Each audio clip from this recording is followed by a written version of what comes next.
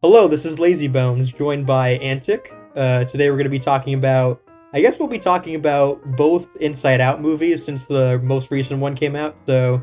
Yeah, I guess we'll talk about it. There's a new Inside Out movie coming out. It's Pixar's first sequel since Toy Story 4, and this is obviously the follow-up to the very beloved original film that came out in 2015, and it's easily one of the biggest animated films that's come out this year so far, and it's getting massive critical acclaim. The box office numbers are terrific. And yeah, we both saw this movie a few days ago. I do want to talk about the first one for a bit because this is an important crown jewel within Pixar's catalog and animation itself. I think this is a very good movie that I think we should talk about. This is definitely one of our favorite Pixar movies. This is one of my favorite movies in general. I adore Inside Out. I think it's a masterpiece, and I really do think it's one of the best animated films ever made. I think it's the best animated film of the 2010s, honestly. That's my take. I would say definitely, it's still absolutely one of my favorite animated movies.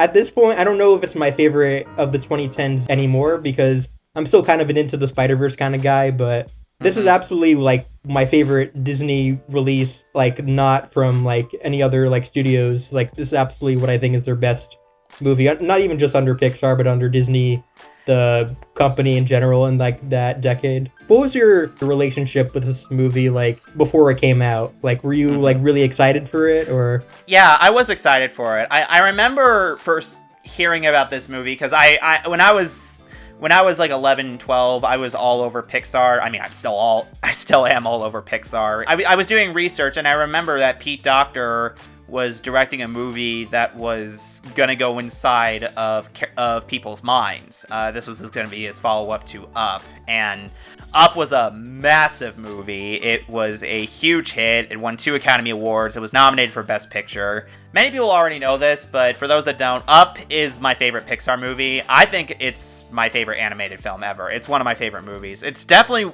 a massive movie that really, is a part of me. I love that movie so much. I think it's so perfect, and it really speaks out to me, much like Inside Out does, if not more. I think Up is just my favorite animated film, period. I love it so much. So when I hear that Pete Docter was directing a new film, I got really excited. And this was also going to be Pixar's first movie after their gap year in 2014.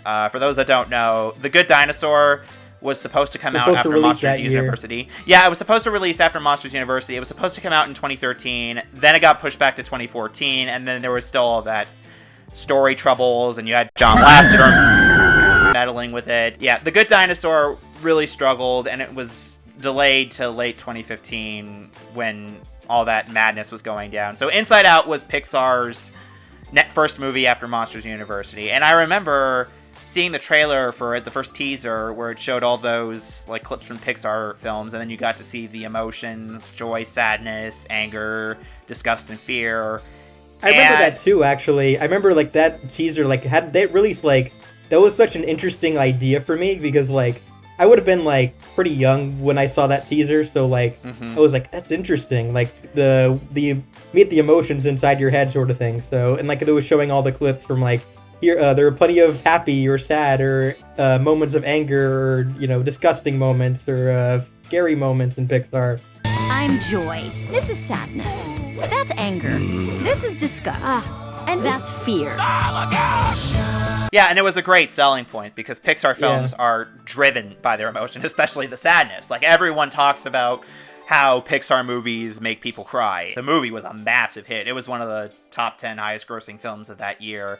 And it's probably one of the few films that was in that top 10 that is still held up, because you don't see a lot of people talking about Jurassic World or Force Awakens there anymore. Yeah, I'm looking at the top 10. I was thinking about that earlier, and how it's it's one of the 2 movies in the top 10 highest grossing movies of that year that is not a sequel or a reboot or based on basically any existing IP. And it's also one that's just still talked about pretty fondly. People still love it. This was definitely an interesting film for Pixar when they made it at the time, because the start of the 2010s was really strange for them. Toy Story 3 was a massive hit. It got critical acclaim, 2 Academy Awards. It got nominated for Best Picture, much like Up. Huge hit. I still think it's my favorite Toy Story movie. I love Toy Story 3. It's a great movie, and it definitely set Pixar up for a great decade. And then Cars 2 happened the next year, and it was a massive train wreck. And that's when, I think that's when people realized that, John Lasseter was, becoming... He was probably known afterwards as, the George Lucas of animation, in that, he was held in high regard because he helped revolutionize the art of cinema in some way, Toy Story basically did for animation what Star Wars did for sci-fi and Hollywood summer movies in general. But as you see him surrounded by more yes men, you start to realize that what he's actually like, his creative process and everything. I went back and revisited parts of Cars 2, and also just how he handled its reviews, and it was so immature, and it really just showed that he was I do remember, exceptionally I saw delusional. that clip. Have you seen the clip of him he's reacting to the bad reviews at he's Paris? Responding to the bad reviews. Well, we got a lot of bad reviews on Toy Story and Cars. I'm like, well, that's just a straight up lie. We've had a lot of bad reviews for a lot of movies. When Toy Story came out, everybody seems to forget this, but many critics hated Toy Story. This is not the first time. The first Cars was not liked by the critics either. Shut the fuck up!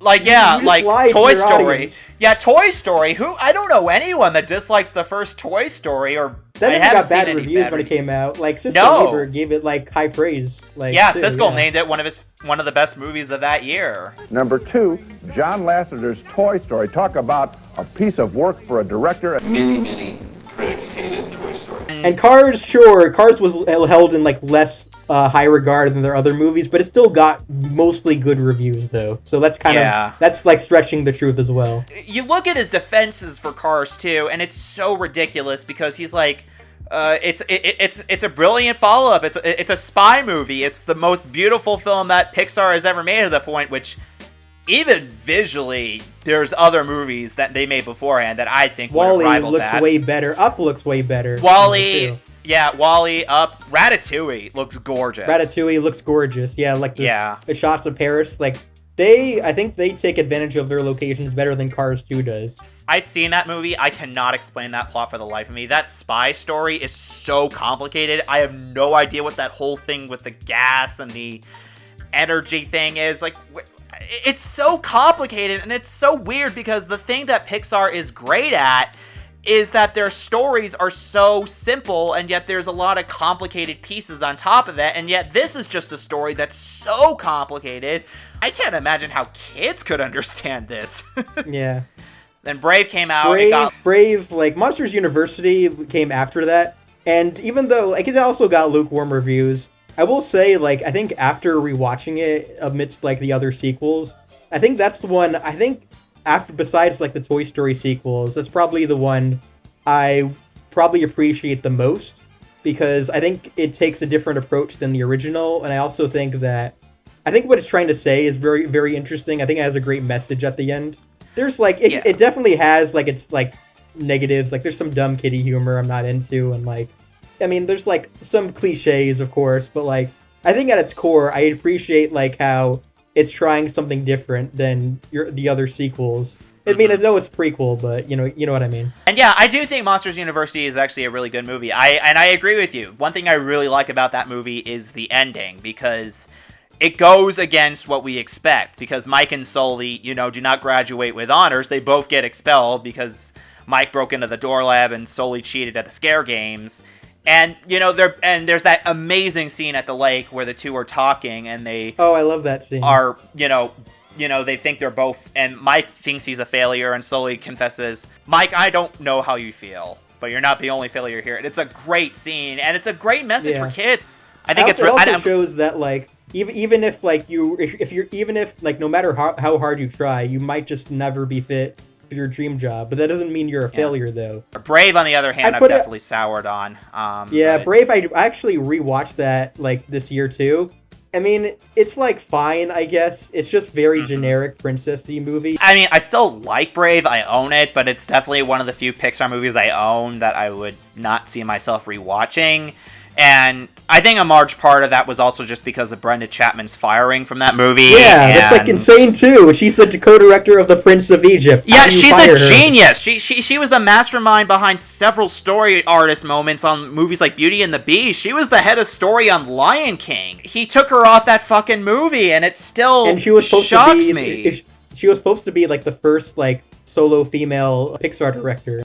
Yeah, I'm really glad that after Turning Red, Pixar really realized that what happened on Brave should never happen again. Anyway, getting back to Inside Out. So this came out in 2015, and I had literally just finished middle school when this movie came out, and I was about to start high school, and middle school for me was a really, really horrible time for me. It was a very low point. I was really depressed. Because I had gotten through a lot. I was bullied by a lot of students and even teachers at my middle school. There was a really toxic environment that was going on, and I just didn't have that many friends. Thank you. But this movie was really one of the most comforting films that I needed at the time. Like a movie that really embraced the message of sadness and that it was okay to be sad. And the fact that a movie was this brave to admit that is honestly astonishing. I'm always just amazed at how structurally perfect this movie is. This is one of those animated films I've studied. I studied it for a story class earlier this year, just breaking down the plot beats. Yeah. This is a movie that is so ingenious, and it has every functional piece to it that makes it so, innovative. And it really just showcases just how masterful an animation studio Pixar is. Another thing that I really liked about it, especially for its time, is how much more expressive the animation is. It leans a lot more towards like it being an animated movie, in terms of like how like bouncy and expressive and vibrant everything is. Animated movies for its time, like you watch Moana, which is like, look how photorealistic these visuals are, and like that's not a bad thing. But after a while, I just want an animated movie to kind of feel more cartoony. Everything is very, not perpendicular and whatnot, especially in that abstract thought scene where the characters just get more and more abstracted. That basically is a giant Maurice Noble tribute, because if you look at Noble's art, it's very much like that scene in the movie, and it's so creative and it's so revolutionary. And I remember when they were making that movie and they were showing people scenes that they were like, wait, this is a Pixar movie? I would say that Joy is actually probably one of my favorite animated movie characters. Even though she kind of boasts a bit of toxic positivity that she eventually learns not to push near the end, I like to think of her as kind of like a caring, kind of overprotective mother of Riley. That's a great way to look at it, and I do agree with you. I think she's a fantastic protagonist. I think she's easily one of my favorites in an animated film. And an overprotective mother is actually the perfect comparison, because that's exactly what the filmmakers were going for with these emotions. The emotions were overlooking Riley almost as if they were their parents, because that's really the genius of this movie, is just how it looks at these characters and the fact that it's a movie that's a message about essentially how we view our children, what is going on in their minds as they change, as they get older, and, realizing that they're soon not going to be young anymore, and that they're going to be entering into a different state of place in their lives. It's really amazing that a movie can look at that and approach that in such a mature and thoughtful way, while also just being really creative and funny as well. I really just have to highlight how good this cast is. Phyllis Smith was actually... Yeah, I really like Amy Poehler especially. Amy Poehler is so good at Joy. She was actually the last one chosen for this movie, believe it or not, which is kind of astonishing to me, because you'd think that her being Joy is like an obvious choice, because she's such a bubbly personality. And when it comes to other characters, I think the other one we should probably talk about that's not an emotion is Richard Kind as Bing Bong, because... Oh yeah, Richard Kind. He is so good in this movie. I remember reading that he based his performance off of John Candy's performance as Del Griffith in Planes, Trains, and Automobiles. Oh, I did watch the video on that today too, like where they were talking about that too. He does, now that I do think about it, he does remind me of John Candy a little bit. Yeah, I could see his Candy performance was still in alive. I could have seen him in this role for Bing Bong, but Richard Kind is so good here. I think this is probably my favorite role I've seen him in, because this is the one that really utilizes him so perfectly compared to other films I've seen him in. One thing that I do like about the Bing Bong character is that they very so easily could have made him a villain, like go down the twist villain route. And I'm actually, it's funny that you mentioned that, because like when I first watched it, I thought he was going to be a twist villain. Yeah, I remember seeing some people think he was going to be a twist villain, and I'm so glad that he wasn't. It definitely is a notable piece in Pixar's puzzle, because starting with this movie, there's been a few more villains that we've had since, but mainly, Pixar has moved away from making outright villains to characters that are more antagonistic, like they're just doing their jobs. Because I remember reading that Pete Docter himself doesn't like villains. And he said that he didn't like villains because they weren't a reflection of reality, and he said that, characters don't wake up like, oh, what evil thing am I gonna do today? More like, villains don't think that way. They think what they're doing is right, even though they know they're not. And that's a great way to look at a villain. And I think that's essentially how I think all people should write villains. You're not writing them as evil characters that do dastardly things and know they're evil. You write them as people that are insanely flawed and are doing bad things. They just don't know they're doing bad things, But even then, I hate when people say that Joy is the villain, though. Like, that Joy really is not the grinds villain. my gears. Yeah, she's not the villain. Like, she's not the villain. Like, if she's the villain, then I remember I heard someone say a long time ago that Riley's the villain, and when what the fuck, doesn't make any sense. No, that doesn't make any sense. There's no villain in Inside Out. There's an antagonist, and that antagonist is anger. But even then, he realizes his mistake. Like, as soon as she turns off the cell phone when she's about to board the bus, and he sees that the island is still continuing to crumble, he goes, "This is madness! She shouldn't run away!" No, I think there is actually a villain in the movie. You see, like, when the credits eventually roll, there's an executive producer credit that names John Lasseter. Well, which is funny, because I think another thing that makes this a pretty important film for Pixar, he didn't actually have that much involvement in Inside Out, believe it or not. Makes sense. He was actually, busy working at Walt Disney Animation Studios. So basically, Pete was left on his own to work on this movie, and that really allowed him to, make the movie he wanted to make. And also, he hired a lot of female storyboard artists on this movie. I mean, one of the big ones that got her big break on that movie was Domi Shi, and eventually, she went on to direct Bao, which he helped executive produce, and then afterwards, Turning Red. So a lot of female storyboard artists and even people got their big breaks on that movie. Production manager Dana Murray went on to produce Soul for Pete Docter. She won the Academy Award for that with him. So it was really a big step up for Pixar, not just showcasing that it could allow more female talent within the studio, but also just showcasing that they really did not exactly need John Lasseter anymore. Like, his involvement at the studio wasn't necessary. It really just played the pieces straight that A, they could have a lot more rising talent within the studio, and B, also, they could get Lasseter out of the picture and still make amazing movies without him. And obviously, nowadays we can definitely see that a lot more. And that's not even getting to other stuff in the movie. Like, there's also the brilliant score by Michael Giacchino, which is one of his best. Oh, yeah. I think it's also just a very, cleverly set up story. I think it definitely makes sense that, it's a very clever choice to have it, center around, Riley when she's, moving to a new location, because that can really be a big change in someone's life. And, of course, it comes with a lot of emotional baggage and that kind of thing. And, it's around the time when she's, transitioning, too.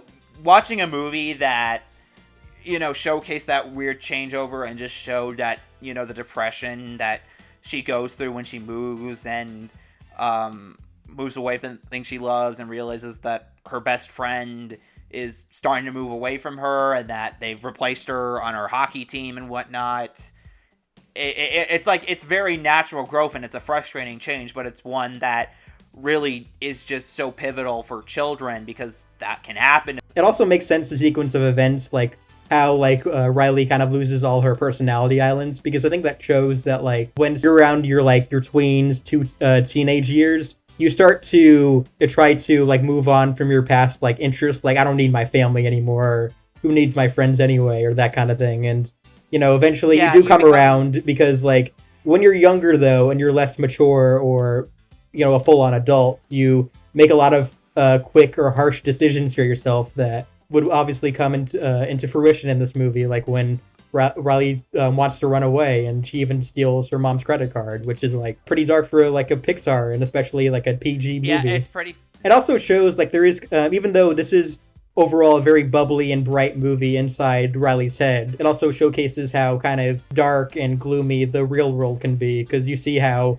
kind of disgusting or gross like their new house is, and how kind of cruel like the San Francisco kind of seems. Like, I really love that progression as you see Riley getting a lot more depressed with how the colors start to fade around her. And one thing I noticed is that they, like, in the outside world, they switch to like Steadicam and handheld camera shots as she becomes a lot more mentally unstable as she's starting to run away. And then there's that brilliant moment where after Sadness pulls the idea out of her head and the console lights up, it cuts back to Riley, and as she's realizing the horrible mistake she made, you can see the color just slowly come back into the shot. Yeah, it's a lot warmer, the image, the shot is. Yeah, it's a really warm image.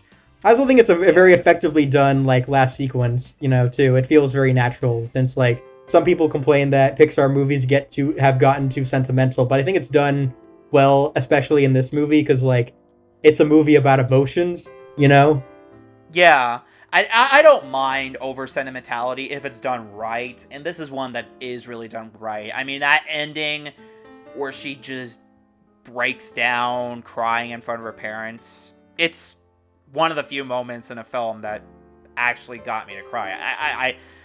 I can count on one hand how many times I've cried watching a movie, and this is one of those few times where I can say, yeah, this got me to cry, I also do appreciate how it didn't have like the third act like argument between like joy and sadness, because that could have easily happened, because the best we got was that that little scene before Joy goes up the memory tube when she just says, well, I can't, I need to go up, she needs me. It's like she's not really like arguing with her as much. She's just saying, I can't. Yeah, she's not arguing. She just kind of leaves her behind. You can't go with me because the memories will get sad if you touch them, I've actually known that joy and sadness were not the initial duo. Yeah, it was joy and fear, actually. Fear. Yeah, and it wasn't working, and I remember the pitches weren't working, and I think Pete Docter really had an emotional breakdown towards it, and he was really freaking out because he was like, oh my god, I'm going to get fired and whatnot, I'm going to lose everything, and then he had to go on a reflection path, like, what are the things I love? And then he was like, oh my god, sadness. That's it. It's sadness. She should be the one going with joy, not fear, I remember, like, he even came close to, like, abandoning the project altogether. Yeah, which is crazy to think that. One thing that really struck a chord with me is when I found out, this was, like, when I was much younger, this is apparently the Nostalgia Critic's favorite Pixar movie. It's kind of notorious to say nowadays, but, like, he has become kind of a theme throughout my videos so far, because A, Doug Walker memes are funny, B, because he did genuinely have an influence on my love for film criticism and analysis when I was younger. He's actually the one who actually inspired me to create my channel all the way back when I was 14, but, 7 years later, I guess the image of him has kind of changed, but I don't hate the guy. Even still, watching his Disney December review, he was talking about how much he loved the movie in general and how it pretty much does everything you can do with this idea and does it wonderfully. I guess it's worth addressing what I would call the big pink elephant in the room. There's this like major criticism towards the movie where like people point out like the scene where like the workers are sending up like the bubblegum commercial up to headquarters. And people are why don't they do that with the core memories? Why don't they do that with the core memories? I think I know. I think I can actually defend that against this plot hole. And I think the answer is that these memories are way too precious. Yeah. And I think if Joy sent them up, I think she would have been worried that they'll get lost in the tube. Because again, like Riley was away, and obviously they know that something was wrong because they lost him. They lost an island by that point. So yeah, I feel like the idea that, why couldn't she send them up to headquarters? Like, I can easily, combat that, complaint, because I'm like, these are precious memories. I'm fairly certain Joy wouldn't want them unattended just going up because something could go horribly wrong, and she wanted to make sure that they got to headquarters as safe as possible, you know? Yeah, I wouldn't call it a plot hole. Probably more, if not even an oversight. I'd say we can probably assume that she didn't want to send them up to headquarters because she didn't want any of the other emotions to touch them or anything. Because, like, it establishes that anytime another emotion, like, touches one of the memories, like, it changes to that emotion, basically. Yeah, like, it's established. She wants them to all stay positive, so... Yeah, like, it's a keeping in the idea, you know, of her toxic positivity that she has to learn with, you know, the fact that Riley needs sadness. It's essential, you know? The pizza broccoli scene is another, like, major point of criticism with the movie. Because, like, I've seen, like, people have seen that movie and they're like, she gets broccoli pizza, and why people are like, why does she order broccoli pizza if she thinks it's gross? Do you not understand the context of the scene, though? She's just ordering a slice of pizza. She doesn't know it's just broccoli pizza there. Yeah, I mean, it's just, like I said, it's a joke, and also, they say clearly, like, it's like a pizza by the slice kind of thing, and they change it daily. It's called Yeast of Eden, so it's obviously, like, a bakery that's not known for having pizza. Like, you can see, like other types of breads behind them at the store, so it's really kind of a nitpicky complaint. I remember, like, this was, like, definitely, like, a movie that especially, like, helped me. I know it definitely helped you. Mm-hmm. You mentioned that, yes. Especially, but I think I was kind of going through a similar thing that Riley was going to. Like, I would have been 12 when this movie came out, and, you know, before that, I actually had transitioned middle schools when I was going to 6th grade. And so I kind of, like, was moving friend groups and that kind of thing, and that, you know, kind of spoke to me, like, how she was, like, struggling to adjust to a new location and that kind of thing. Oh, yeah. And so I definitely related to that a lot. One thing I didn't talk about is that a lot of animated films have tried to rip off this film's style so many times, and they failed to really catch Emoji Movie 2017. Like, Emoji Movie's a big one. That's a big one. I say that's probably admittedly more similar to Lego Movie and Wreck-It Ralph. I think another big animated film that really ripped off Inside Out was, of course, Luck. Oh yeah, that was like, that felt like a poor man's Inside Out, because, like, that was produced by John Lasseter. It really was. And, like, it's terrible. I mean, yeah, it looks like a movie that aired on Nick Jr. in 2013. So, like, can you believe that movie cost $150 million? $140 million. How did that movie cost about as much as Soul? That is bewildering to me. And it also cost more than, like, Into the Spider-Verse, Puss in Boots: The Last Wish, all these other superior animated movies that have made 100 times the amount of cultural impact that it did. Yeah, and it's crazy. And I just remember when I first saw that movie, I was shocked by how bad it was. And I think the other thing that really just showcases why Inside Out is a better movie is the world building that it showcases, because Inside Out's world is so detailed, imaginative and fun, but it's so and cool. It functions properly. No, you can follow it from piece to piece. Like, if you try to explain it to a novice, they totally understand it. Like the headquarters, or the dream productions, or the subconscious basement, or the abstract fonts. Like, how do they work? How do they operate with ourselves? You can explain it, and it functions correctly. Every piece in the world building functions correctly. Where you look at a movie like Luck, and there is so many pieces to it, like, oh, there's these lucky pennies, and there's these weird Celtic things where they return it, and also there's these departments that operate other pieces of luck, and then wait, there's another world where it does the bad luck kind of thing, and no, there's these clovers that operate. It doesn't make any sense. Like, I can't, and I'm like, what is the overall goal of this world? How does it work? How does it get from point A to point B? You can't explain it. It is so messy. It is so dysfunctional. It is some of the worst world building I've ever seen. Like, it is terrible, especially when you compare it to Inside Out, you know? All right, so I guess this would be a good segue into the sequel. Yeah, let's talk about it. So basically, I was like, this is a sequel I wanted to see for many years. Like, when I was like 12, like I was around 13 when Pete Docter hinted at a sequel. Like, he said, we'll see what happens, you know? And so, like, I was, like, very excited for a potential one. But then, as I've grown up and I've had my thoughts on Pixar sequels, like, I don't hate all of them. My thoughts vary from, I really like it, to, it's alright. And so like I really don't like it. So like I definitely have it's a very mixed bag of like good and bad. So I was definitely skeptical because of that, and especially skeptical when I found out that Pete Docter was not going to be returning, which like I kind of got the impression like after, because I think he said like Soul was going to be his last movie before he was going to be the CEO of the company. But yeah, when it comes to Inside Out 2, I kind of was in a similar boat you were. I remember at D23 when Amy Poehler came out on stage and announced it, the first word out of my mouth when I heard about it was, huh. The reason I said that is not because I don't like Pixar sequels. It was mainly because that first film was so good, and I was wondering, how the hell are they going to follow it up on it? And I was definitely intrigued as soon as like the teaser dropped. Like that was like, okay, I'm still skeptical, but I'm interested though. Like it's an interesting hook. I like it kind of like had that whole scene of like them like the emotions are being woken up because like, you know, there's a new emotions arriving and one of them is anxiety. It was like, wow, that's interesting. It's like, yeah.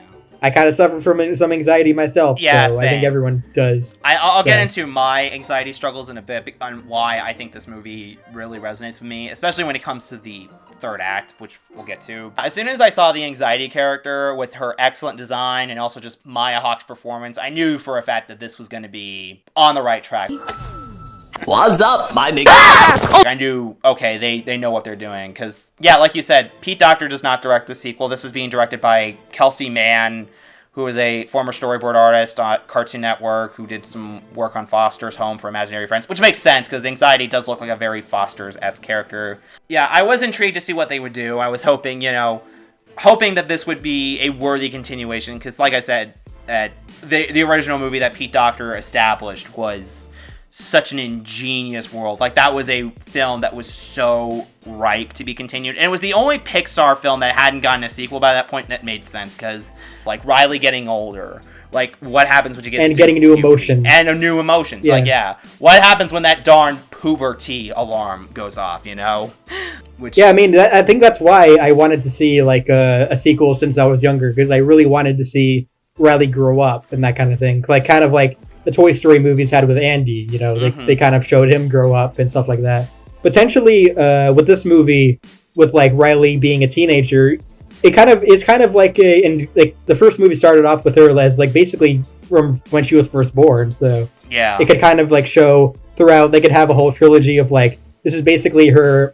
You know, it's kind of like the movie Boyhood, except it's girlhood or something like that. Yeah, that's a good way to look it's a trilogy. Yeah, I was very pleasantly surprised by how much I enjoyed this movie. I think this is a great sequel. I really think this is a great sequel. As someone who definitely has my problems with most Pixar sequels, I have to say it's good. I really liked it. I have some issues with it personally, but I still think it's a sequel I absolutely did not mind existing. One of my big worries going into it was going to be kind of a rehash of the first movie.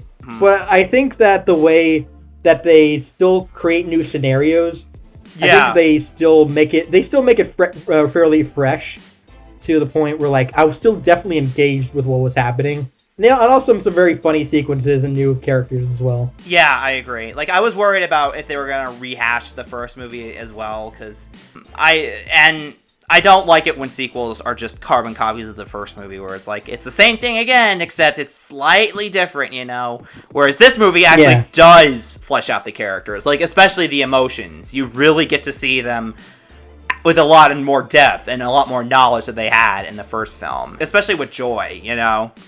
Her learning from, you know, what it was like repressing other emotions, exactly, and learning to keep sadness away. Yeah, and also with the other three emotions that Joy now has to go with, because she was with sadness throughout the movie, and now in this movie she's with anger, fear, and disgust. There's that great scene in the movie where, you know, they're trying to get on the construction equipment and it's not working, and the three are just bickering and complaining, and then Joy just absolutely snaps at them. I'm completely calm! Oh, and Joy's delusional. She's just so fed up and snaps at them, and then all of a sudden delusional. Like, it really just shows she's finally lost her limit with these bickering, and then she finally admits, I don't know everything. I'm not human. I'm perfect. And she's upset. It's like, I don't know if what Anxiety is doing is right. And then the one character that really is the one that comforts her is Anger, because Anger was the one that did a lot of the damage in the first movie to Riley, with the islands crumbling and her running away and whatnot,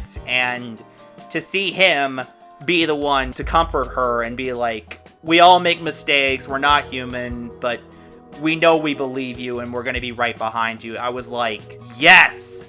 This is character development. This is good writing. I want to see this. This is what I want to see in movies, you know? I also like how Joy doesn't like degress as a character. Like most sequels, I even have problems, like the same problem with like some Pixar sequels, where like the main character goes through the same arc that they went through the last movie, but like she doesn't go through that here. Like the opening scene is like she is basically letting all the other emotions go hog wild on the hockey field, and I love that. Because, like, she's still, like, she even says, you know, I've learned my mistake, like, you know, I'll let the other emotions, like, basically, exactly. Like, have a share of Riley, too, so. And the other, I like how the other emotions are utilized, too. I actually like Sadness's role in this movie, too. And how, like, she's kind of good friends with Joy, even in, like, that scene when, like, they're going down to the sense of self, yeah. Yeah, and that was a really nice scene, because she was the only one that hadn't been there before. And it was such a nice moment because it really showed that, you know, now she's very trustworthy of Sadness. She's allowing her, you know, to experience the things that she would have kept her away from in the first film, you know. And also just the set for the sense of self was so beautifully designed. I cannot stress this enough. This is a very visually stunning movie. They did a lot of great stuff with the sets and the character designs here. It is a gorgeous film. They even added some new styles, like they added that video game character. Oh, Lance that was like Riley's crush. Riley's, and he's and his lip movements are in Japanese, and it doesn't match the English dialogue, and he's so pixelated. And even when he puts his hand on his head and he's trying to clutch his hair, the fingers clip through the head, so it looks like his hand is just going into his head. It's so good. Oh my god. But I liked the part with Bluefy and how basically you're just kind of talking to the audience, and like that was really funny. And like I think there was like this part, there's this one line where Anger is just like, someone kill me, and that actually got me to laugh really hard. Oh my god, the whole Bluefy scene was one of the biggest slaps of the film, especially with the way they poked apart like preschool shows. Like I think two shows I really show them poking apart on this were Dora and Mickey Mouse Clubhouse, because the Pouchy thing. I was thinking of Blue's Clues too, because Bluefy is basically like, I don't know, it sounds similar to Blue's Clues, but you know they also have talking inanimate objects too. So talking inanimate objects, and also just. It's just the fourth wall breaking that always gets me. Is like Anger is like, who are you talking to? And then it just cuts back to the emotions perspective, and you just see Bluefy talking to a wall. It's What were your thoughts on like the voice replacements? Because like I was definitely skeptical going into it. I was because too. I was like, you know, I was kind of, you know, felt bad because like. Apparently, Pixar was not given the funds to compensate Mindy Kaling or Bill Hader more. Mm-hmm. I think this was for all the other emotions that weren't played by Amy Poehler, because she was given $5 million and like the others were only given like 2% of her salary or something like that, and that's like ridiculous. Yeah, that is ridiculous, but especially for big actors like Bill Hader and Mindy Kaling. Mindy Kaling. Yeah, Velma Girl. Yeah. But anyway, when it comes to the replacements, I was a little nervous because sometimes here's my take on whenever an actor is replaced for a movie midway through the film, especially if they're still alive. I don't mind it if they fit the role and I'm not reminded that they were replaced. If they were replaced and it's obviously a distraction, then I'll voice my concerns. If they are replaced and I'm not bothered by it in the movie, then I won't care. And in the case of Inside Out 2, I will say, I did kind of miss Bill Hader as Spear, but it wasn't a huge thing because I thought Tony Hale was still a very good replacement for him. Liza Lapira for Disgust, though, I did not remember. Watching it, I was like, she was Disgust. Like, I didn't. Like, if you told me that Mindy Kaling, she was initially played by Mindy Kaling, I would have like, oh, okay. And I would have been like, yeah, I still thought she was great as Disgust. She really took on that role and made her her own. Like, she still felt like the Disgust from the first movie, you know? I forgot that, like, I kind of knew earlier on in the movie But like I think as the movie went on, I kind of I forgot that they were being voiced by different actors. Yeah, same. You know, Same. one of my predictions before, because I thought like when it was revealed in the teaser and also like the log line that there's going to be more emotions, that the other ones, that the new ones, probably were going to be voiced by like A-list celebrities or something like that. And I thought they probably ate up a good chunk of the budget. Maybe that's why they didn't compensate Kaling and Hader. But yeah, but apart from apparently Hawk apart from Hawk and Iowa Debris, who plays Envy, and maybe Paul Walter Hauser, I mean, he's starting to become somewhat of a rising talent, but it wasn't a huge cast. And one thing I like about Pixar is they don't go for the obvious choice because of their big names. You know, they always go for what their voices sound like. Like, they cast Maya Hawke and Iowa Debris and Paul Walter Hauser and Adele Exarchopoulos as these emotions because they fit the characters. They were chosen not because they were big names, but because, you know, they were made for the roles, essentially, you know? Yeah, I mean, I like the new choices. Maya Hawke, I think, is good. I guess she wouldn't be my ideal choice to play Anxiety. I guess like in my head, I kind of pictured a slightly cartoonier voice for like Anxiety based on like her design. I kind of pictured like a Richard Horvitz in my head as like, you know, sort of thing. Just like a kind of like a over the top cartoony voice, like Roger Rabbit or something. But you know, there's like way worse choices you could have for her. So yeah, I think it is. Yeah, I really like how Riley's more developed as a character. You know, I do too. I felt like I definitely appreciated how they gave her more spotlight and development in this movie, even down to like one of the first like scenes where like Julie's basically saying how Riley's a teenager now and she's like doing all these things, and like it was definitely giving her more character just through like all those small little snippets of like that montage of like her feeding like a kitten on the steps and like cooking like a really bad turkey or chicken.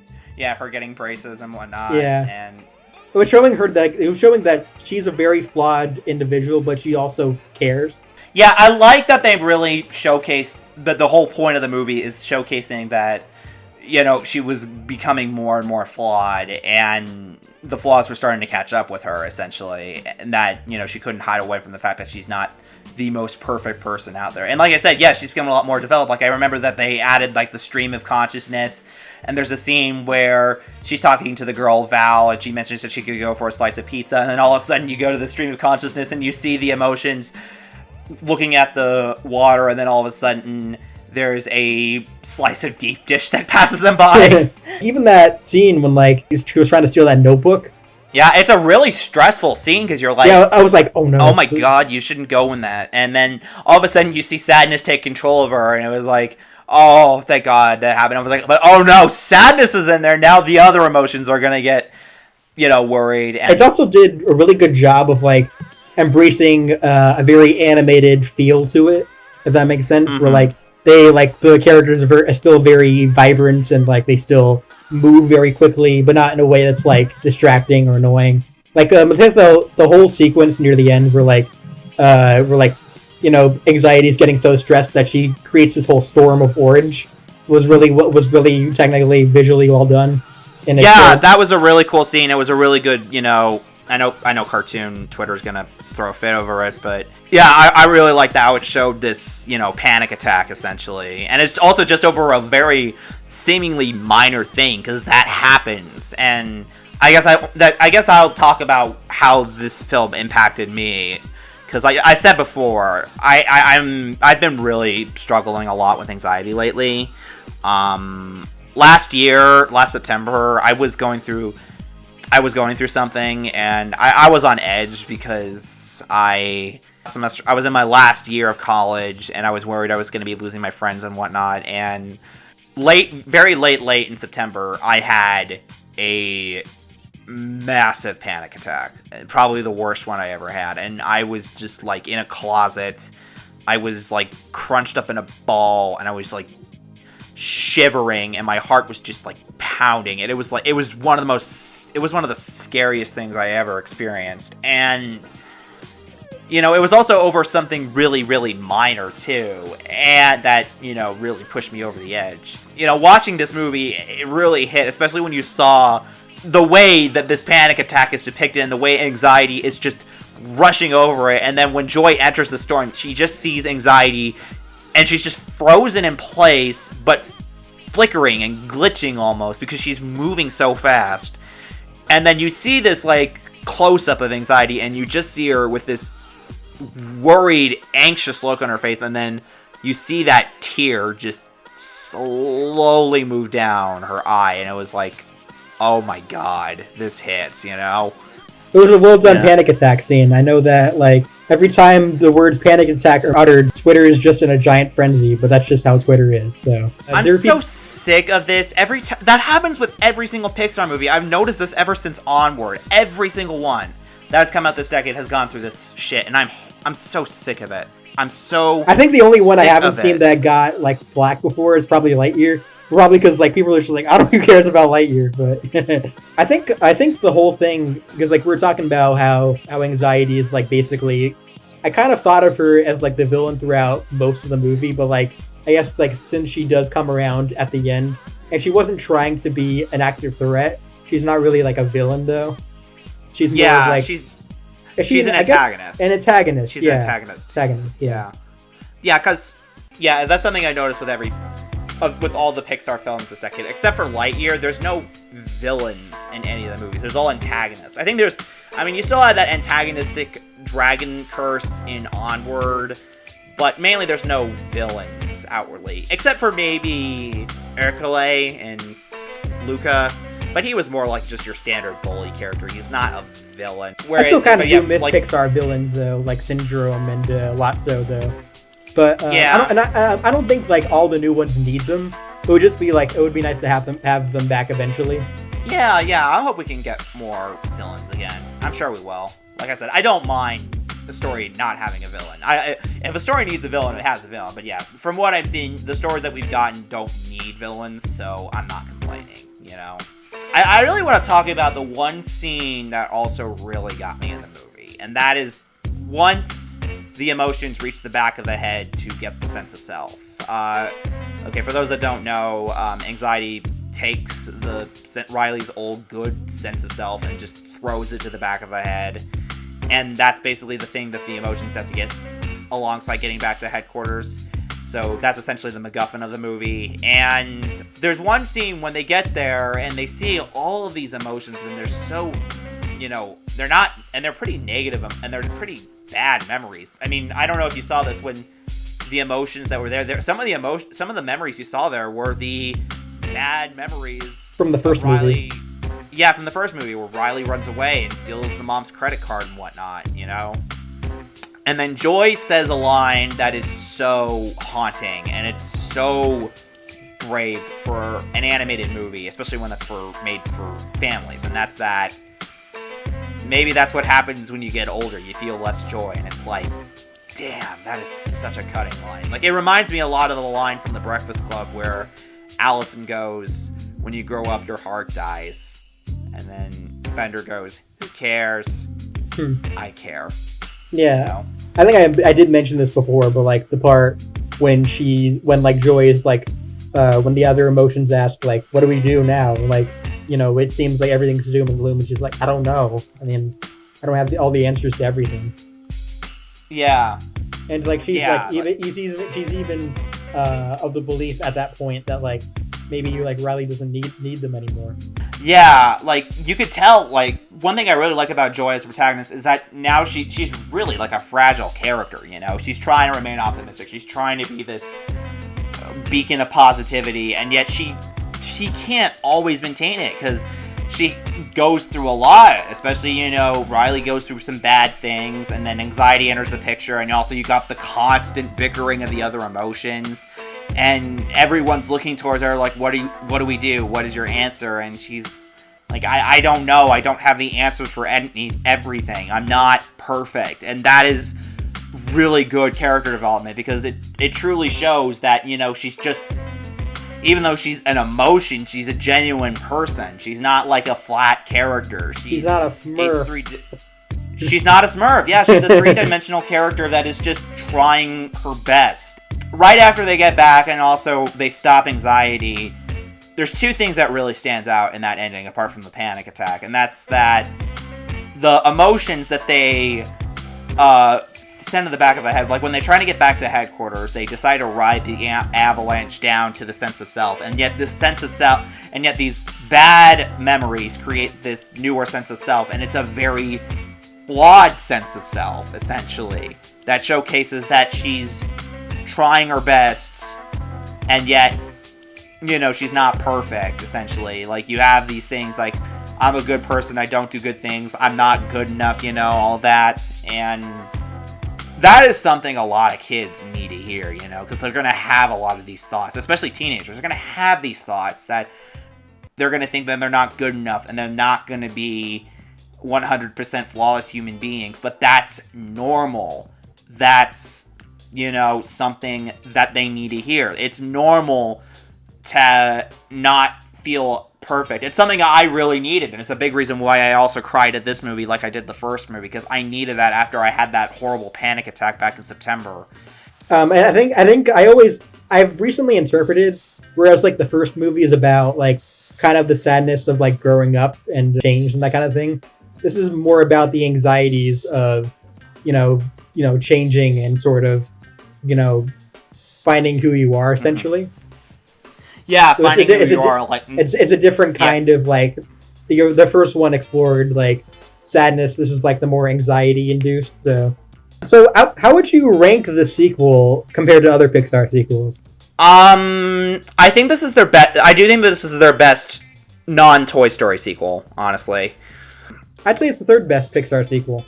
I'd say it's second or third best. I'm still going back and forth between whether or not I like it more than Toy Story 2. But it's up there for me. I'd say Toy Story 2, 3, then this, and then Monsters University. So I'd probably put that number 4. But yeah, I think that we're seeing a new crop of filmmakers at the studio being passed on the baton, and it's a very exciting time. We got would I like to see Pete Docter and Andrew Stanton direct more movies? Yeah, obviously, and I think if they do make another one at the studio, and I think they probably will, I'm gonna go obviously see it.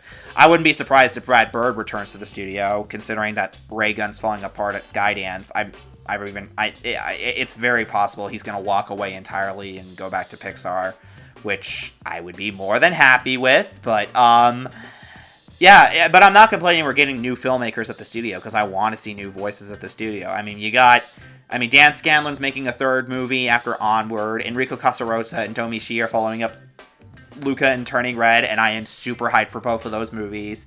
There's other new filmmakers at the studio who are going to be shining with their directorial debuts. It's an exciting time. We're seeing some new voices. There's some diversity at the company. I do think Pixar is in a really interesting state right now, and I think they're in a good state, and I think we're going to be seeing some more exciting original movies from here. Finally came up to headquarters. Nostalgia. By the way, holy shit, is that a fucking Nostalgia Critic reference?